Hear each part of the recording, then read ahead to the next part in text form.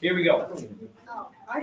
This was pretest 8A.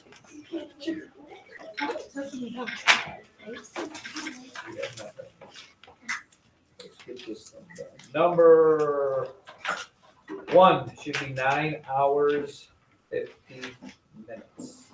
9 hours 50 minutes. 2, Emma Martin is. The mode is 12 and the median is 16. I have the mode is 12 and the median being 13. 12 and 13. Hayden, will you close that door, please? Number 3 I did on the board for you. There were 8 of them. And the probability was 1/2. Yeah? Number 5 should be 2 to 3 or 2/3. Either way is fine. 6, Carter Reichert. 9. I have 4.5. 4 and 1/2. Number 7. Number 7, Liam. 7, Liam. 45 miles per hour. 45 mph. Number 8, David. 149. 1.89 liters. 9, Emily. 8. D as in David. 10, Anderson. 6.65. $6.65. Keep it real here. Number 11, Kavarik. 62.8. 62.8. 62.8. Number 12, Kelsey Stone. 314. 314 centimeters. 13, Sam. 60. 60. Number 14, Ike. 24. I have 1.5. 1.5. 17. Wait, 15. Wait. 15. Anna. -9. -5. 5. 16, everybody says is -6. -6. 17 is LMA. I have 1/6. 1/6. 18. Martin again. 27. I have 23. 19. Lucy. 3.7. 3.7. And number 20 in the big finish is 4xy squared. 4xy squared. David? Give me questions over what were the answers before we talk about how do you do's. How do you do's come after that, because we gotta make sure everybody's on the same proverbial page. Lucy? Can you repeat number 5? Number 5 was 2/3 or 2 to 3. 2/3 really. Anna? What was the answer to number 10? Number 10 was $6.65. Ellie? What was number 14? 14, 1.5. Sam? What was number 4? 4 was 1/2. Sam? What was number 17, 18, and 19? Are we on to those? I don't know, it's kind of like that. 17 is 1/6, 18 is 23, 19 is 3.7. This, ladies and gentlemen, is the part of the show where we dance again. I encourage you to get out to grab a piece of homework paper to use as notes. You can't use your pretest as the notes. To write you little helpful little hints, reminders, things where you may or may not go wrong. Obviously, you don't think that you need them, but I would suppose everybody should have something there unless you are absolutely off the charts mathematically, intellectually sound. Kavarik, shall we start with you? Let's take a look at problem number 6, ladies and gentlemen. I had multiple questions on this. I'm gonna go on the record as saying this is not that super difficult. All right, the ratio of flour to sugar. First of all, the word ratio should right away tell you you're just gonna do a ratio box. Okay, a ratio box, which means you gotta take your time. Now, you could put total on this, but it's not needed, so I'm not gonna do it. We've had ratio problems where it tells you total, but it doesn't ask for anything about total. But you do need to label it. And in this case, you've got example number 1, example number 2, and then these things are the two things that you're comparing with each other. And that would be flour to sugar. Flour to sugar. Does that confuse anybody? And really all you're doing is making equal fractions here. Okay. Flour to sugar, 3, 2, 4. Flour to sugar, 3, 2, 4. Flour to sugar, 3 to 2. Did I see 4? Yeah. I don't know why. Got that? Flour to sugar. If 3 cups of, here's example part, the second part of it, 3 cups goes with the sugar that goes here, this is what they're asking you for. Now remember, this is nothing more than making equal fractions. 3/2 equals what number over 3? Unfortunately, this one does not work out. We talked about what to look for here. You can't reduce this fraction. Okay.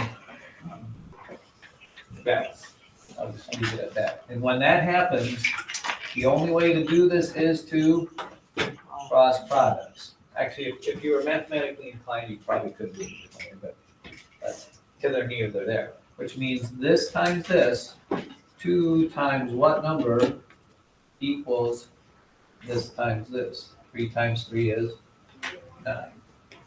That's just a matter of solving equations. When you see equations, you think opposite. 2 times what number is 9? So you divide by 2 to find your answer. Half of 9, I don't care how you write it, it's 4.5 or 4.5 or however you want to do it. Half of 9 is 4.5. That's how much flour. 4.5 cups. Just the way it goes there. Shall I do 7 while I'm standing there? Or no? Yes. Okay. It's amazing how many of these problems are very just similar. This is also a ratio. You actually could do this the same way. It's a ratio box. What am I comparing? I'm comparing miles to minutes. Well, wait, yeah. I'm comparing miles to minutes. But you have to recognize something here. This is situation 1, situation 2. 15 miles in 20 minutes. I don't want it in 20 minutes, I want it in an hour. Well, how many minutes is an hour? 60. So 20 minutes, I want 60 minutes. So it's just gonna be, this one's an easy one. Again, thinking of them just as like equal fractions. How do I go from 20 to 60? Just times 3. 15 times 3 is 45, and there's your speed because it's 45 miles per 1 hour. 45 mph. That's kind of exciting, isn't it? Yes. Anna Weiss, Can you do number 13? can I do number 13? I would hope that I could do number 13. The area of what figure? That circle? Now here, ladies and gentlemen, for both 11 and 12, oh, you said 13? Gotta forget my. For 13, what is the area of this figure? The rule of thumb for this one is we don't have, well, actually we do, but we don't know it. We don't have a formula that does the area of the trapezoid. I don't think we do. Okay, so basically you have to cut it into pieces. Cut it into pieces that you can find the area of. And the logical place to do that is right here. We're gonna cut this right down the middle, make a rectangle out of it and a triangle out of it. And neither one of those should be that difficult for you to find the area of. This gets a little dicey or sketchy, but I'm pretty sure you can do this. Let's do the easy one. Okay, please understand, when you do this rectangle here, you can't use the 12 because the 12 goes all the way. You're only looking for this chunk, which is what that 8 is. So this rectangle is 8 times 6, length times width, which is 48. Then I need to know how to find the area of a triangle, which Kelsey Stone will tell you is, the area of a triangle is, and that would be something to jot down in your notes. What is the area of a triangle, Avery? 1/2 of base times height. Now we know the height, that's pretty easy. This is what forms the right angle. It's 6. So it's 1/2 of, doesn't matter what order we put those in to multiply. The question is, what is the base? And just like before, it's not 12. This is the whole line from here to here, 12. You need to figure out what it is from there to there. Which simply put would be, it's 8 from here to here, so this little piece has to be what number added to 8 gives you that 12. And David, with his big, is what, David? 4. 4. That makes sense to y'all? So 6 times 4 is 24. Oh, look at it, it's a happy face. 6 times 4 is 24, and half of 24 would be the 12 that this is here. Am I done? I am not done. I now need to combine those two areas, add the 48 from the rectangle to the 12 of the triangle. And everybody says it's like 60 inches squared. Hit it. That means, oh, how many people got that one wrong? 13. I wouldn't rank that as the toughest problem on earth, would you, Robin? Conrad, where are we at? Who? Is that on the other top of the other page or on the bottom of this one? Top of the other page. All right. I am willing to surmise that many of you struggle with this because this is a hard thing.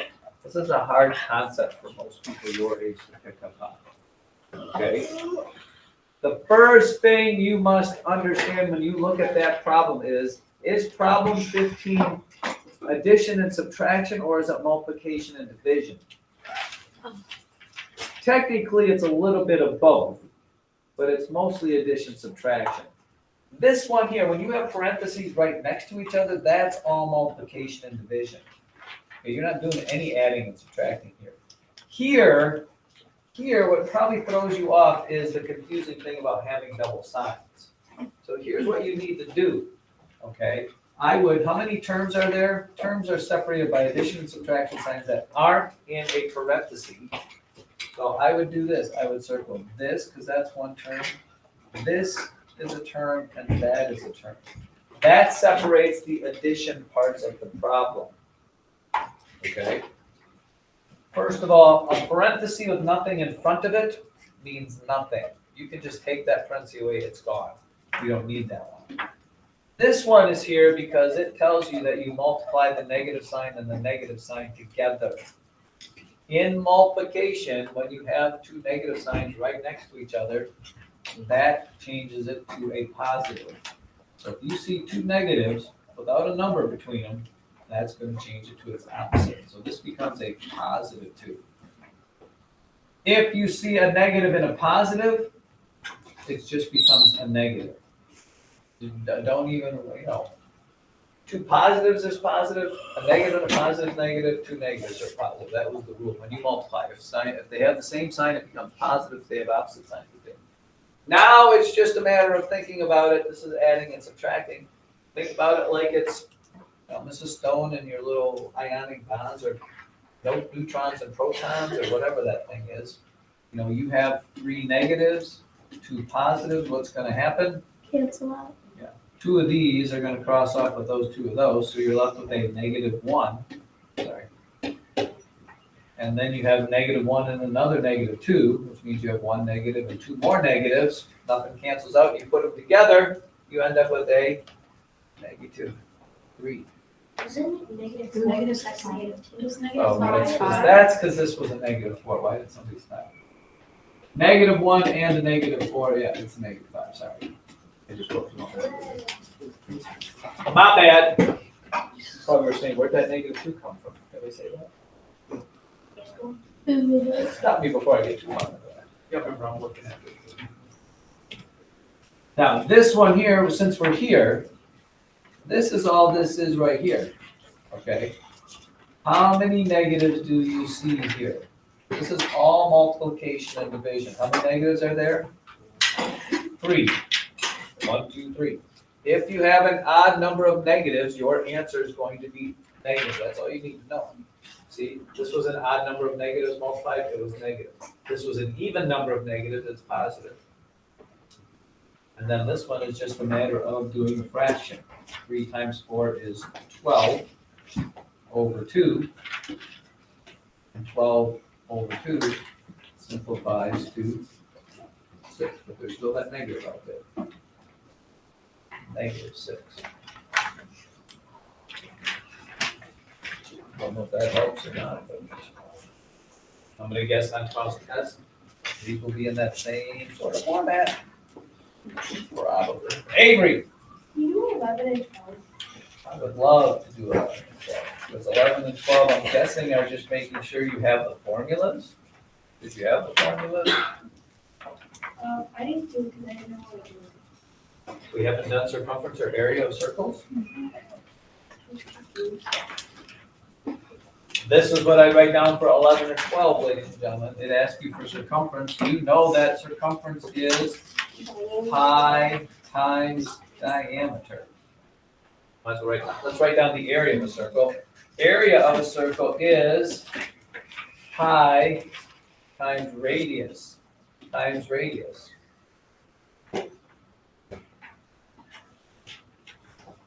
And all you have to do is plug in the numbers here. It tells you what to use for pi right here, because we have a multiple things. We could put, what, 22 over 7, we could put 3.14, or we could just leave it as pi, but it said to use this. So pi, which is my 3.14, times what is the diameter? I gotta scroll up a little bit. What's the diameter of my circle there? This is only the radius. What's the diameter? 20. 20. So I come back down here. I just need to multiply 3.14 times 20. 0.826. Make sure you count your decimal places. Boom, 62.8 would be my. What's that, in inches? What was it in? Centimeters. Centimeters, feet. For the area of the circle, you're still multiplying by 3.14, but not the diameter. You're multiplying the radius times the radius, and Anderson will tell you the radius is 10. which should make you happy, children, because multiplying decimals by tens or hundreds is very, very simple. This is almost mental math. 10 times 10 is 100. 3.14 times 100 means I just moved the decimal 2 places to the right. It's 314. That's centimeters. Area is always in square units. So on your notes, write down them formulas, although I would think you'd probably remember them, but, and then you just plug in the numbers. Make sure that you know the difference between the radius and the diameter. Radius only goes halfway through, diameter goes all the way through, you just double it for said radius. Liam, Gardner, sorry. Number 14. Number 14. Number 14. 0.8x. Any idea what inverse operations means? Anybody? Operations or inverse.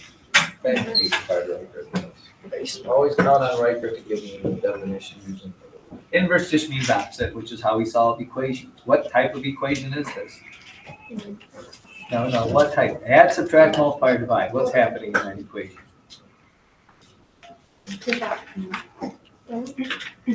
Multiplication. Question mark there. If you were reading this off to me, you would say 0.8 times x equals 1.2. Letters next to numbers get our multiplication. So to solve it, you use the inverse, the opposite of multiplication, which is division. So it should look like this. You do this, Tony. Divide 0.8 by 0.8, because that makes it go away. It gives you 1. And then you divide this by 0.8. Which doesn't do you any good if you don't know when you do that division, which one goes outside the little divvy box and which one goes in the divvy box. So there might be something you jot down your notes to yourself with. It's 1.2 being divided by this, which means it's 1.2 being divided by this. And our rule for dividing of decimals is over, up. Decimal over, same thing over here, put it upright in there. How many times does 8 go into 12? We need to keep adding zeros till it works out, and 8 goes into 40. X equals 1.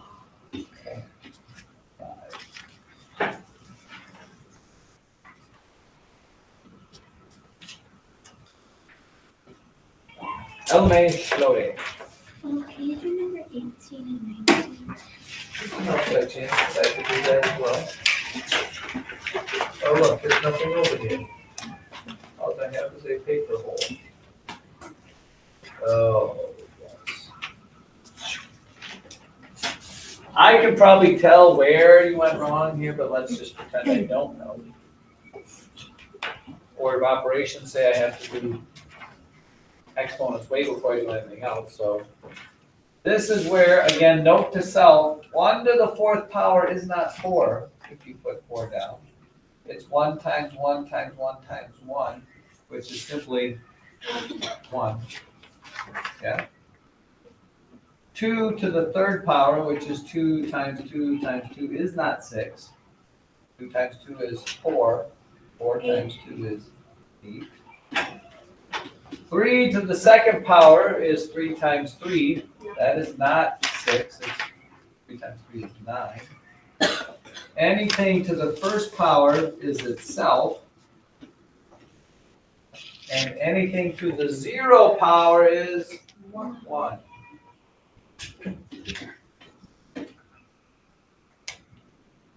There, it's just simple addition from there. 1 plus 8 is 9. 9 plus 9 is 18. 18 plus 4 is 22. 22 plus 1 is 23. Elme, where did we go wrong? For 2 cubed. There, we just gotta be very careful about that. Problem number 19, ladies and gents. You just have to know this on this one, that a fraction line is a grouping symbol, which means you need to do this. You have to simplify this. You have to do this part of the problem first. You have to do this part of the problem second. And then in the end, you just do the division part of it. Okay. 2.48 minus 1. The decimal and 1 goes there, and if you line those up, you're going to get 1.48, correct? 1.48.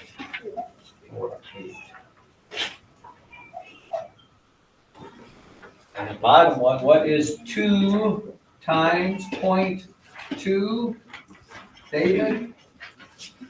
2 times 2 is? 4. And where's the decimal go, David? In front of the 4. Right, because it's got 1 decimal place, you move it back 1 place. So here again, another chance for you to divide decimals. Which one goes inside the box, outside the box? RX says, Outside is like that, inside is like that. 1.48 is being divided by 0.4. Is that what you said? Yeah. And again, here's another chance for over, up. Over, up. 4 goes into 14 3 times. And look, 4 goes into 28 7 times.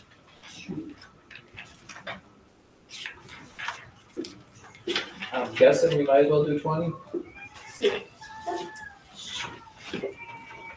Number 20. I'll just rewrite it here. Whoa. Whoa. Part of that board there? Hopefully you could see if this is 36 over 9. How many times does 9 go into 36? 4. 4 times. So this crosses off and you're left with just a 4 up here. But the letters, it might be wise for you just to break these down into what x squared is. X squared is x times x. Y cubed is y times y times y. And then you can cross off like factors on top of like on bottom. This 1x will cross off with this 1x. No more x's on the bottom to cross off, so that x is going to stay. This 1y will cross off with one of the 3 y's there. There are the 3 y's then. And you are left with nothing on the bottom, which is a 1, but I don't have to write that down. It's the number 4 with 1x and a y times y, which is y squared. And why not squared? Hey, weird. Why not? I don't remember. El Libro Diente. Is that somewhere on these pages? I'm not on the other page. Yeah. That's on the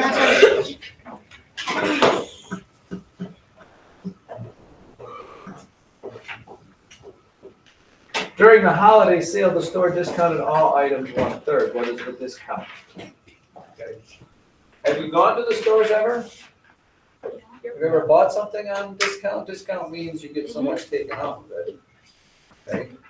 So you need to, in order to figure out how much your discount is, you need to know what 1/3 of $19.95 is.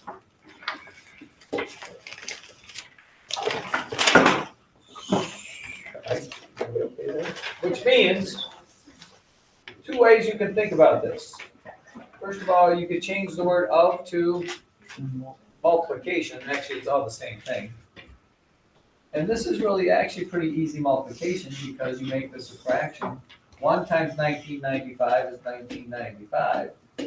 3 times 1 is 3. Which simply means to figure this out, I have to divide, which is what the glorified fractions, glorified division problem. Divide 3 into 1995. Do I have to do some over, up on this? No. Why? Because there's no decimal here. Cut this into thirds, 1/3 of it, and that's how much discount you get.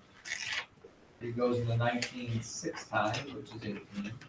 It goes into another 19 6 times, which is 18. And it goes into 15 5 times. I get to take $6.65 off of my $19.95 item. Don't get much for 20.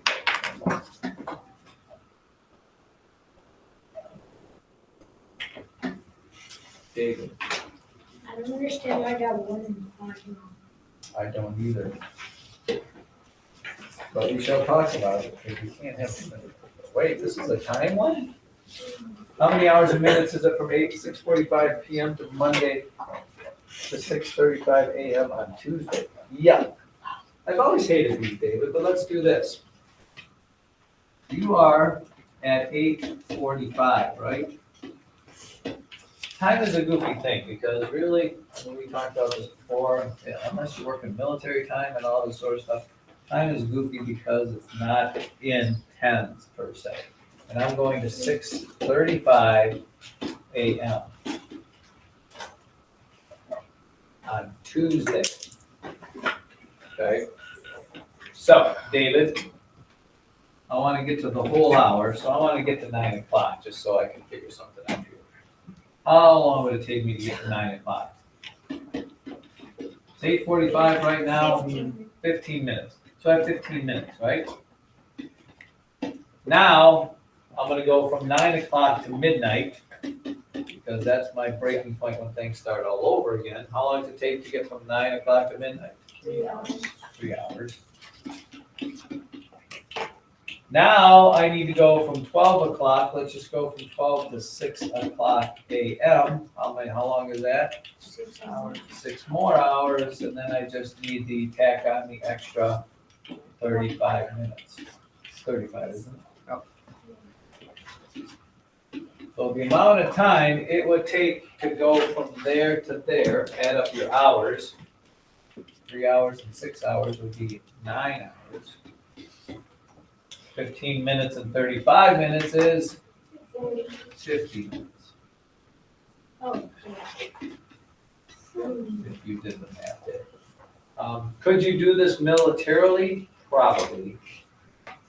The problem is militarily, this is different than that. So probably not. I mean, maybe you could, but this might be our best bet. You could ask Alexa to set a timer. Tell me. Can you do number 2? I would love to do number 2, because I think 2 is worth doing. You are supposed to find the mode and the median. Mode is, LMA, the most. Now, let me tell you, you can look and find the most probably without arranging numbers, but it's probably a good idea to arrange numbers, because median, to find the median, which is the middle number, you have to order them from least to greatest in some way. And I'll probably, just for the sake of argument, I think I will do them out in a line. Okay, so the smallest numbers I have are 11 and 11, right? 2 11s, right? How many 12s? 1, 2, 3, 4 12s. Any 13s? Sure. 1, 2. Any 14s? 1, 2, 3. 15s? Just 1 and a 16. Now, it's pretty easy to see from there which one has the most. There's 2 of those, 4 12s, 2 13s, 3 14s, a 15, and a 16. So the most is a 12. Now, the middle number gets a little dicey depending on how many numbers there are. What is the middle of all these numbers? Well, how many numbers are there? 1, 2, 3, 4, 5, 6, 7, 9, 10, 11, 12, 13. Are you happy with 13 or not? Yes, because an odd number will have one number exactly in the middle. You don't have to do any averages or divide anything. So 13, if you have 13, what number is the number in the middle of 13? Which number? The 13th number? No, I'm asking how many do I have to count over to get to the middle number? 7. Because 1, 2, 3, 4. You know, one way to do it would be to do this. If you're confused on why you go 7, is work your way from the outside and keep crossing off 1 for 1. Like this goes out with that. This goes out with that. I want the middle number. I just crossed 2 off on each side. I've crossed the 3rd one. I've crossed the 4th one. I crossed the 5th one. I crossed the 6th one. The only number left in the middle, because there's 6 on this side, 6 on that side, is 13. Whew. Without gas. Loose. I don't understand why that math. I will find number. A 50-question test contains 20 true or false questions. The rest are multiple choice. What is the ratio of true or false to multiple choice? I got 2 fifths. Let's talk about this. Lucy, what ratio does it ask you for? False. Okay, so that is your fraction. You want the number of true or false questions on top, that's the first one given, compared to the number of multiple choice questions. Right?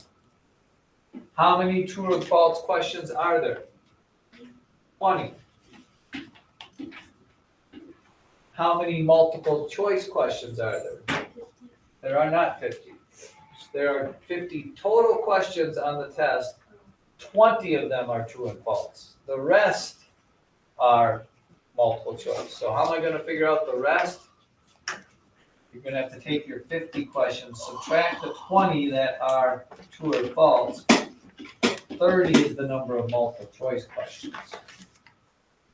That's where you just have to be careful because, it's kind of logical. You think, you look at the problem, you think that's what they're asking, but they're trying to trick you up a little bit, and this just needs to be reduced. Divide both by 10, and you get the 2/3. That's the answer was. Is that all of them? Almost. We didn't do 3, 4, 8, 9, 17. I already did 4 today, and 3. 9, I probably won't count number 9. Did we even talk about rotational symmetry? No. We're gonna skip number 9. I don't want to do that. Thank you. Skip number 10. You won't have to do that one. That's fine. Can you go back to 10 so I can see what you wrote? Wait, you weren't there at class at that time?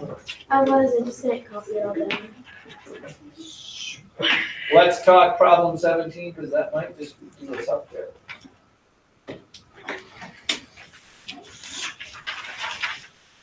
Number 17, if I were jotting down notes to myself, you know what I would say? Christopher Anderson? Thank you very much. You need to multiply before you subtract, which means you need to do this part of the problem first. How do I multiply 3/4 times 1 1/3? I need to change it to improper. 1 1/3 is 4/3. Oh, that's a great fraction, because what is 3/4 times 4/3? 1. It's 12 over 12. So you need to just take 7/6 and subtract 1 from it. Unfortunately, that doesn't work very well. But you can make 1 what fraction? What fraction is 1 that has 6 on the bottom? 1 1/6. No, it's just 6/6. Oh. You need to just, this is what 1 is as a fraction with a 6 on the bottom. So 7/6 minus 6/6 is a minus 1.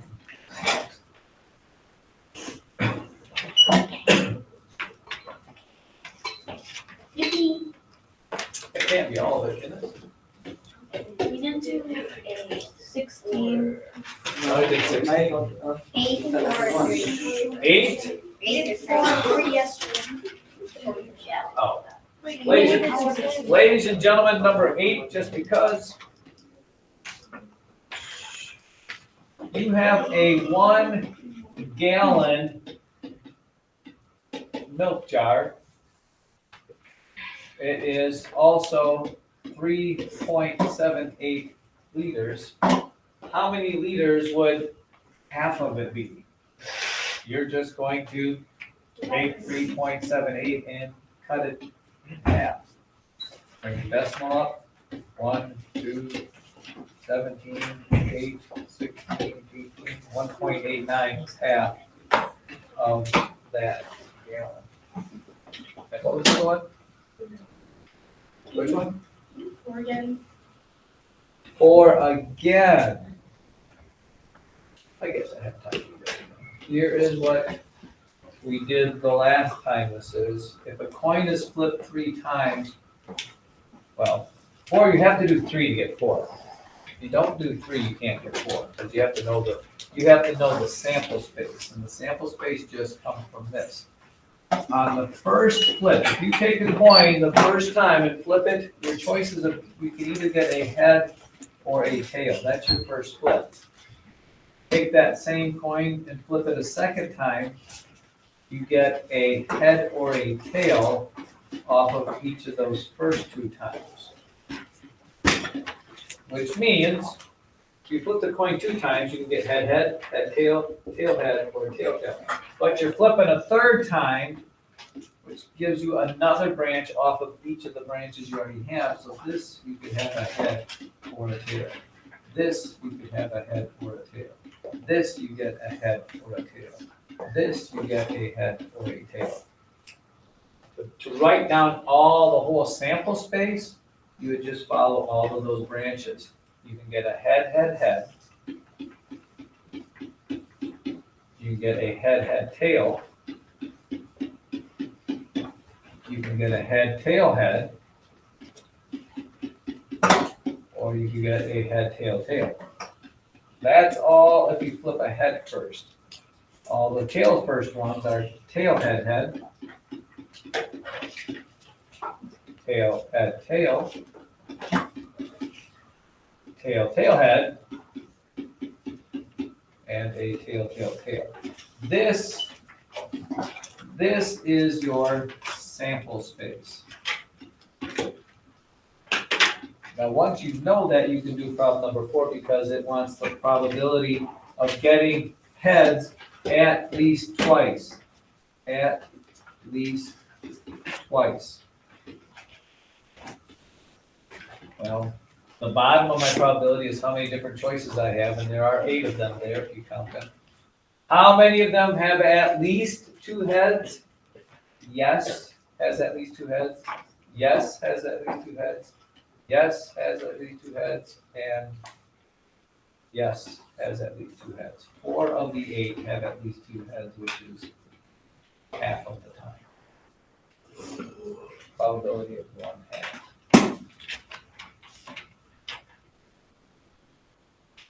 I don't know about you, but Reagan's about to fall asleep. And I don't blame her. All right.